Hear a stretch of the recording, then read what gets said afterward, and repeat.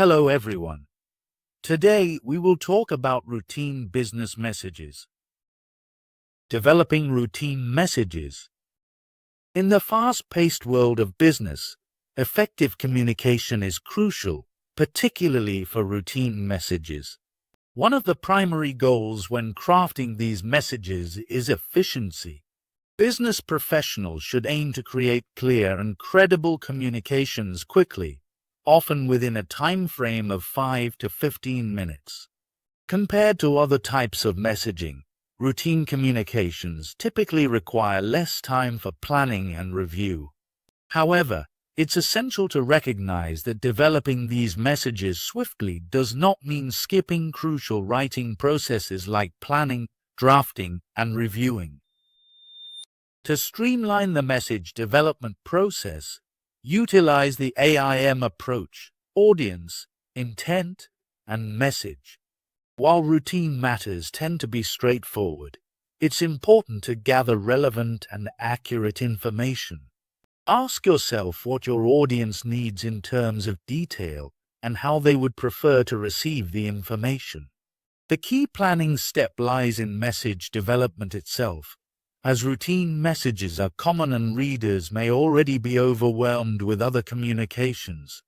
Therefore, making your message direct and front-loaded is essential. The primary message should be clear and concise, ideally 10 words or fewer, placed prominently in the subject line and reiterated in the opening sentences. When crafting the body of the message, utilize short paragraphs to present related details cohesively. Providing complete information is crucial, as failing to do so can reduce compliance and damage your credibility. Readers are less likely to respond positively to vague or incomplete messages, which can hinder future communication effectiveness. A reader-centered approach is vital. Your tone should be professional and helpful, with a focus on clarity and readability. Use formatting tools like bullets, numbering, and special highlights to emphasize key ideas, allowing readers to quickly locate pertinent information within the message. During the review stage, dedicate a minute or two to proofreading. In the routine flow of business communication, professionals often overlook this step, which can lead to minor errors being missed. Rereading your message ensures the content remains complete and error-free, as even small typos can distract readers and affect compliance. While routine messages typically do not require feedback from colleagues, team communications may warrant a quick check for consensus among team members. The FAIR test emphasizes the need for accuracy, underlining the importance of ensuring that information is reliable and correct. Making requests. Throughout your career, you will find yourself making countless requests, just as you will receive many from others. Requests are fundamental to coordinating work efforts, facilitating the buying and selling of products and services, and maintaining professional relationships. Routine requests typically occur in situations where you anticipate little or no resistance from the recipients. For effective communication in routine requests, it's crucial to include clear and specific subject lines that often state the entire request. Before sending your message, ask yourself if the recipient will clearly understand what is being asked of them. Clarity is key to ensuring that the request is easily actionable. Most requests should also include a rationale, providing context or justification for the request made. Since these are routine requests, you typically don't need to employ heavy persuasion tactics, as a favorable response is anticipated. However, justifying your request demonstrates professionalism and attention to detail. It also contributes to a transparent work environment by maintaining written records that explain why certain decisions were made. One of the primary goals of making routine requests is to retain goodwill with the recipient. People generally dislike feeling bossed around or ordered to complete tasks, so it's important to adopt a positive, other-oriented tone. When addressing superiors, be particularly cautious about setting deadlines. Being overly assertive can be counterproductive. Respecting the recipient's time is also fundamental in maintaining goodwill, as it shows consideration for their busy schedules. For example, in a memo where Brian requests new software from Andrea, the request is routine, as Andrea is likely to approve it. The memo's primary goal is clarity, making the information easy to read and complete. The more effective version of the message includes sufficient rationale, avoiding a tone that is bossy or domineering, which is particularly important given that he is writing to his supervisor. By emphasizing clarity, justification, and a respectful tone, you can make routine requests more effective and maintain positive working relationships. Setting expectations. In any workplace, especially in management and supervisory roles, setting clear expectations is essential. Many young professionals, particularly first-time managers, often feel uncomfortable telling others what to do. They fear overstepping their authority or harming the friendly atmosphere with their subordinates. However, establishing clear expectations is crucial for fostering credibility and interpersonal trust. Dennis S. Reina and Michelle L. Reina emphasize that a lack of clarity regarding expectations can lead to significant issues, including misperceptions and misconstrued intentions. When individuals do not understand what is expected, they may experience emotions such as disappointment, anger, or betrayal. These feelings can undermine trust and lead to significant professional disappointments. Thus, even though setting expectations may feel routine, neglecting this responsibility can weaken working relationships over time. 3 critical components are central to setting expectations effectively: describing responsibilities, providing deadlines, and discussing coordination. Describing responsibilities involves clearly assigning tasks and desired outcomes to specific employees. Providing deadlines means outlining the timeline for when the work should be completed satisfactorily. Discussing coordination entails establishing guidelines for how employees should communicate and cooperate with one another. It's also important to share your own role and responsibilities with your team, reinforcing accountability on both sides. For instance, consider a scenario where Brian is assigning new tasks to Barry and John, 2 of his supervisors. In comparing less effective and more effective messages, the former falls short by not presenting the key message clearly from the outset, making it hard to read. In contrast, the more effective message allows Barry and John to grasp their responsibilities, deadlines, and coordination requirements quickly. This clarity not only facilitates understanding but also enhances accountability among team members. In today's workplaces, project management software often supports the expectation-setting process by organizing tasks. However, reliance on such tools requires a proactive approach.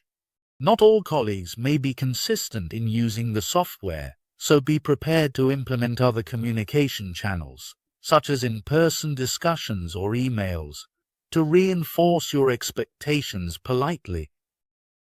Providing directions. Another common type of routine message involves offering directions for others. This type of communication shares similarities with messages that set expectations, but a key difference is that directives include specific, often step-by-step, guidelines for completing tasks. Clearly articulated directions are essential for ensuring that recipients understand how to proceed effectively. Since the nature of directions is inherently detailed, Insufficiently thorough instructions can lead to frustration and confusion for the reader. For routine matters, it's usually adequate to review your own work to ensure completeness. However, for more complex or technical procedures, it's beneficial to have several people test the directions to identify areas that may require additional clarification. This collaborative approach helps ensure that all steps are comprehensible and practical. To enhance clarity in messages that provide procedures, it's crucial to enumerate each step clearly. Using numbered or bulleted lists makes it easier for readers to track their progress as they complete tasks. In contrast, presenting steps as a continuous narrative within a paragraph can create confusion and hinder understanding. For instance, consider Brian's task of giving directions to John on making company travel arrangements. In the less effective example, Brian's message is marked by an unhelpful tone, largely written in passive voice. This results in a message that feels abrupt and lacks necessary detail, potentially sending the unintended signal that he doesn't have time for John's queries.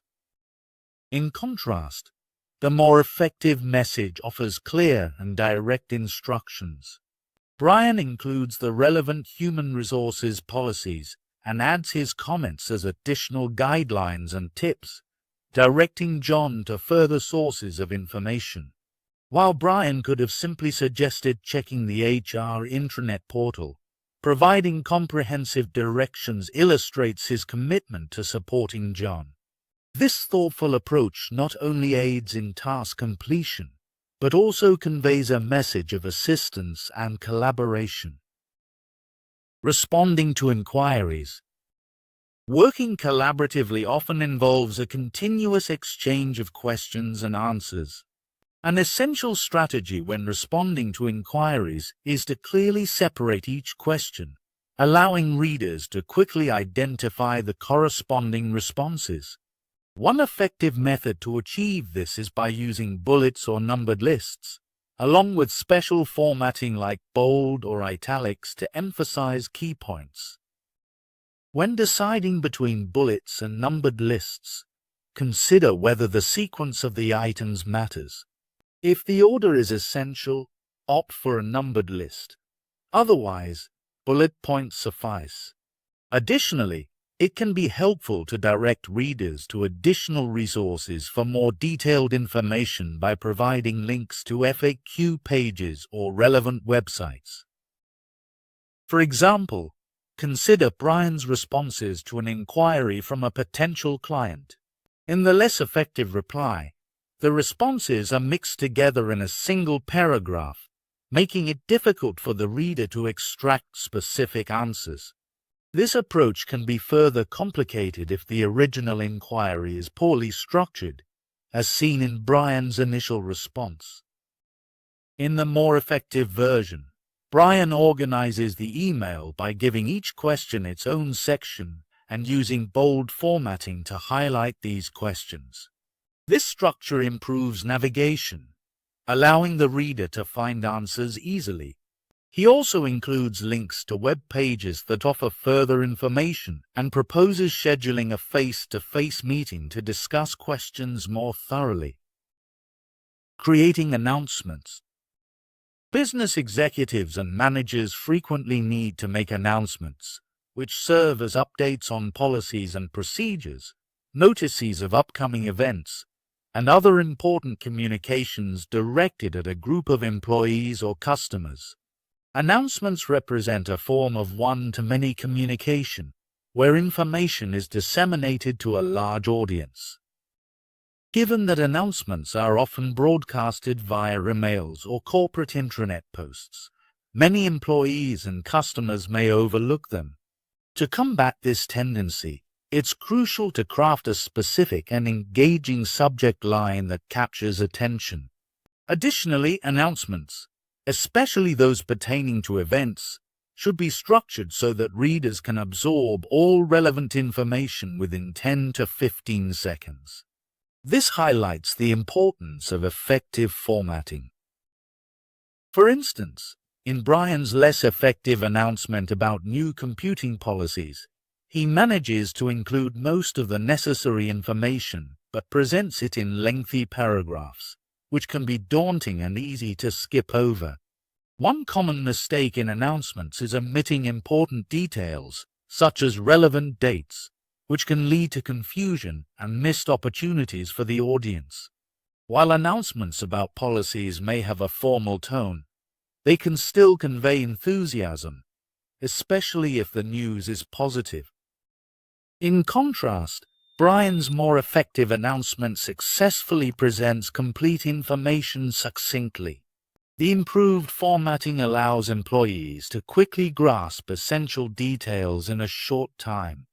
It also incorporates more positive and inviting language, which can enhance receptiveness among the readers. The superior organization and grouping of information in the effective announcement demonstrate that taking an extra 5 to 10 minutes to arrange content can significantly improve understanding among employees regarding new policies. Making claims. Claims are formal requests made to companies asking them to compensate for errors or rectify mistakes they have committed. When crafting a claim, it's essential to begin by clearly stating the nature of the claim and what you expect the company to do in response. This sets the stage for the remainder of the message, which should provide a rationale for your claim and conclude with a specific call to action. The primary goal in making a claim is to have it honored, which necessitates a focus on factual information rather than emotional appeals. Present a logical, reasonable, and professional explanation for your claim. Emotional approaches can often lead to rejection. It's also important to keep in mind that you may need to interact with the same individuals in the future, so maintaining a polite demeanor and emphasizing long-term relationships is crucial. For example, in Brian's less effective claim to the Prestigio Hotel regarding a billing error, he uses phrases such as "you have not honored" and "you overcharged," which unfairly questions the intent of the hotel staff. This approach prioritizes expressing frustration over presenting the merits of the claim, making it less effective. Additionally, abrupt requests like "please take care of this matter immediately" can be perceived as rude and demanding. In contrast, the more effective claim balances directness with politeness. Brian presents an objective account of the overbilling situation and includes an attachment of the relevant agreement for reference. He politely requests an adjustment to the account while also complimenting the hotel staff on their excellent service. This approach not only strengthens the rationale for his claim, but also fosters goodwill toward the recipient. Showing appreciation. Employees at all levels within an organization deeply desire to feel valued and appreciated. Unfortunately, surveys indicate a decline in expressions of gratitude among colleagues, with only 10% of employees reporting that supervisors thank them daily. In fact, over half of employees say they are thanked rarely or not at all. A sincere expression of thanks can significantly enhance business goals and strengthen workplace relationships. For example, Joseph Ngoko from a well-known public relations agency believes that thank you notes are essential for maintaining effective partnerships and fostering repeat business. He promptly sends handwritten notes within 48 hours to partners and clients to express his gratitude. Appreciation messages can vary in formality depending on the context. For customers, clients, or special occasions, more formal expressions of thanks are appropriate. Conversely, messages to colleagues or acquaintances can adopt a more casual tone. Regardless of the level of formality, there are standard components that should be included in appreciation messages. They should start with a clear expression of thanks, provide a rationale for the gratitude, and conclude with a statement of goodwill. To be effective, appreciation messages should be genuine, simple, warm, and personal.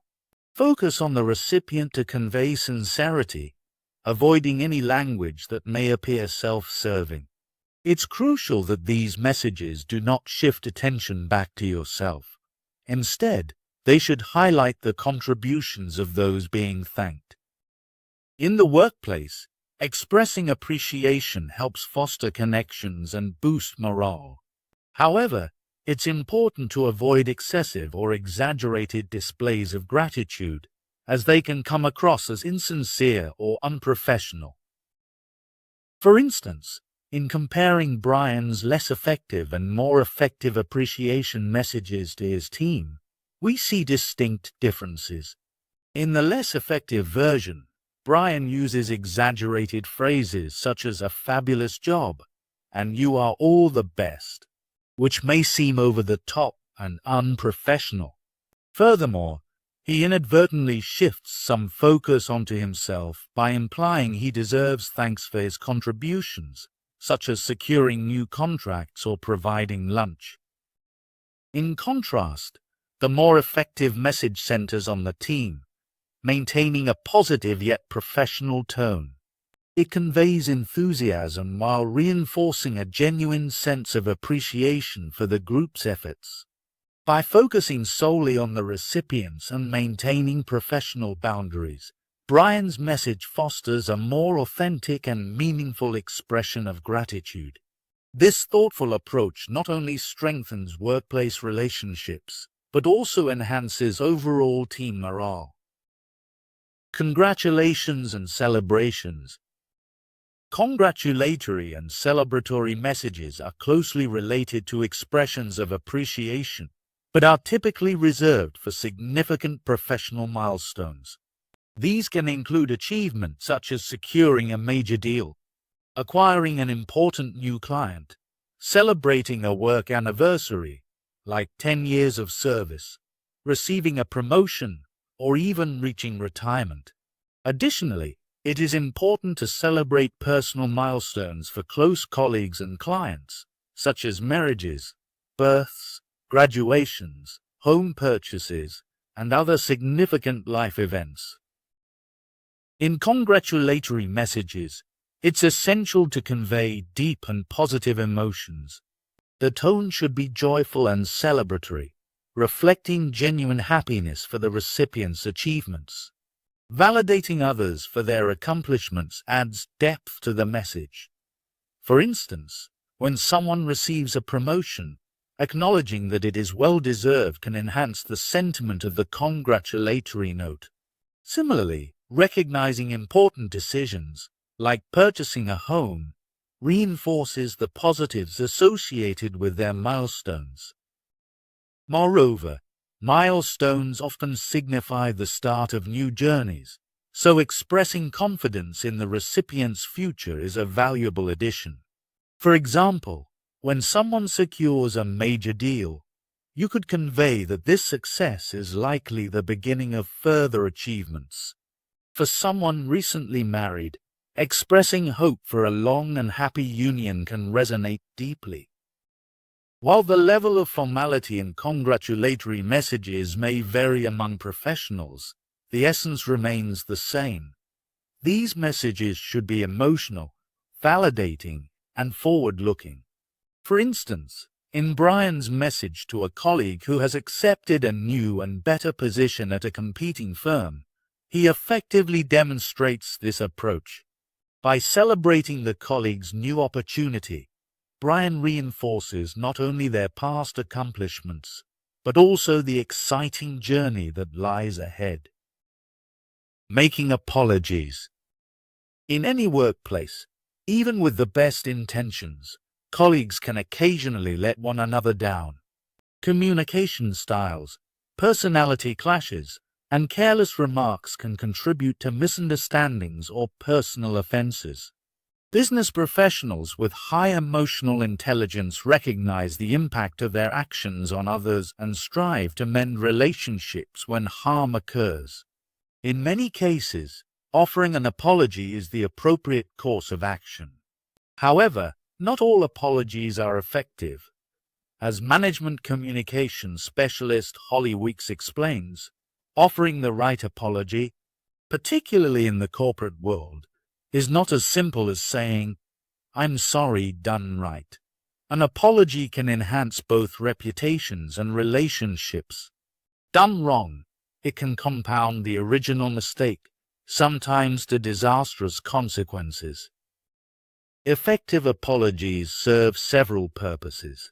They help repair working relationships, allowing teams to refocus on collaborative problem solving. Additionally, a sincere apology can help rebuild a person's reputation. Offenses or mistakes that harm others can weaken your credibility, leading others to question your competence, caring nature, or character.